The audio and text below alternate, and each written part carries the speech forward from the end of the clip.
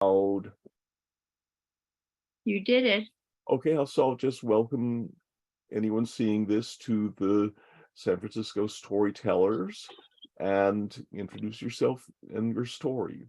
Thank you. My name is Doris, and I plan on telling this story to a number of classrooms next week. So it's always good to practice. Yeah. Um, so this story is called The Long-Haired Girl. It's a retelling of a story of the same name, which was retold by Doreen Rappaport, published in 1995. So it begins like this. May, the girl, was so tired, as was everyone else in the village. She had to go with her buckets 2 miles to the stream to get water, to bring it back, to water her seedlings, and to give some water to her pigs. There was no rain after these seedlings had been planted. The dragon god, for some reason, was not providing water as it should have happened this time of the year after planting. The buckets were heavy when she carried them back, and she could barely lift her head to acknowledge the other villagers who were also exhausted from all of this. It was a very, very difficult time for the village, but they all had to trudge 2 miles, which was the closest water, in order to bring back water to save their crops. When she got back, she set her buckets down so very carefully so that she did not waste a drop. And then in the afternoon, May, this young woman, lived with her mother. She went up to the mountains behind her house every afternoon to look for anything green that was growing that she could perhaps add to the meal that she was cooking in the evening. And usually when the rains came, there were delicious things but she could find, but now there was a drought and she just could not find any green leaves. And she kept climbing and climbing.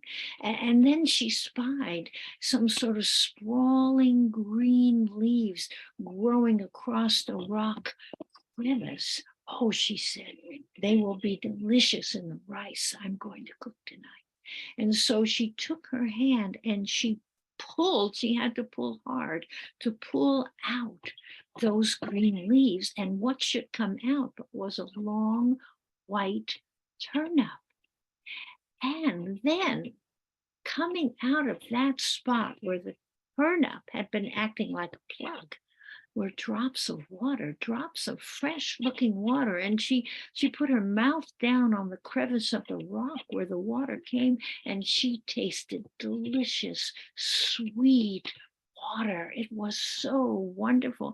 And she drank her fill. And then when she lifted her head, the turnip flew out of her hand and blocked the hole again. And she heard this thundering voice say to her, "You have found my secret spring. If you tell anyone about it, I will kill you."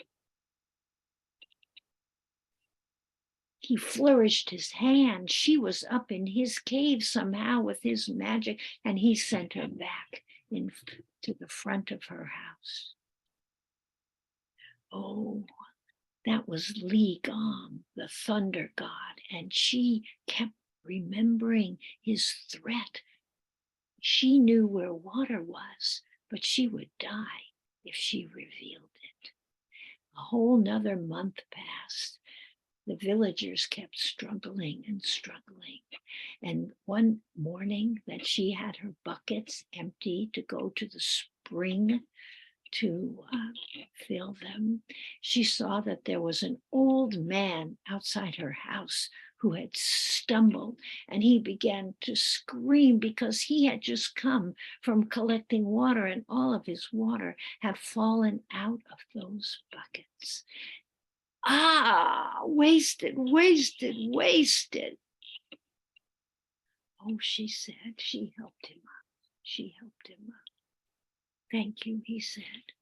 And she thought to herself, I know how to get water to my people. I can bring water to all of my people. But in this village, I would die. I would die after I did that. As time passed, a little more time, and she saw how people were suffering. And she thought of that old man who had fallen to the ground. She made a decision. She ran out of her house, this young woman with raven hair, who had no appetite, and her hair had gotten white over that last month. Her peach color in her cheeks had faded. Her eyes looked very dull, but now she was going to help. She ran into the village and she said, friends, I have found water that would help us all. Get your knives and your chisels and follow me.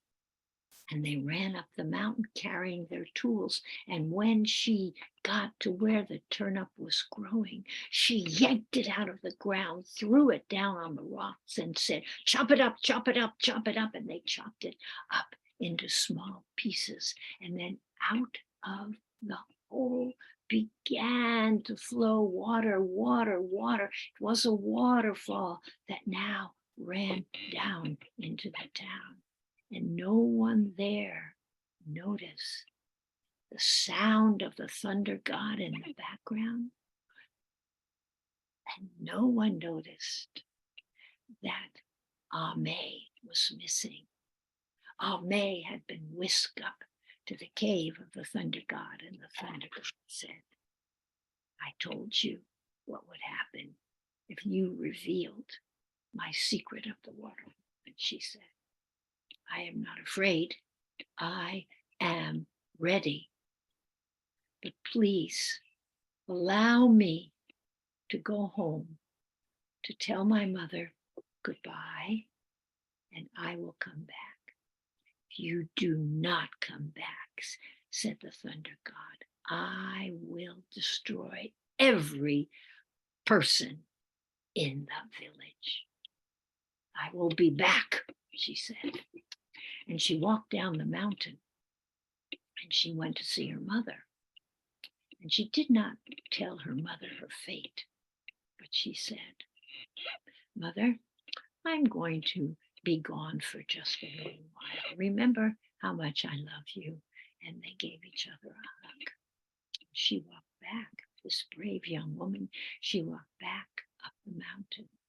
And as she was walking back up the mountain, sitting under a banyan tree, was the old man that she had helped. And he said to her, I am here to help you. We will trick the thunder god. I have made a statue, a stone statue that is just like you. It is only missing your hair. Will you allow me to use your hair? Oh, yes, she said. And so 3 times he put his hands around her head, and her black hair sprung out and attached itself to the head of the statue and took root and began to grow. And soon her hair attached to that statue was as long as the statue. And he said, you wait here. You will be safe here. Do not leave until I return. And that old man, he carried that statue up, up, higher up into the mountain and laid it on the cliff where the water flowed.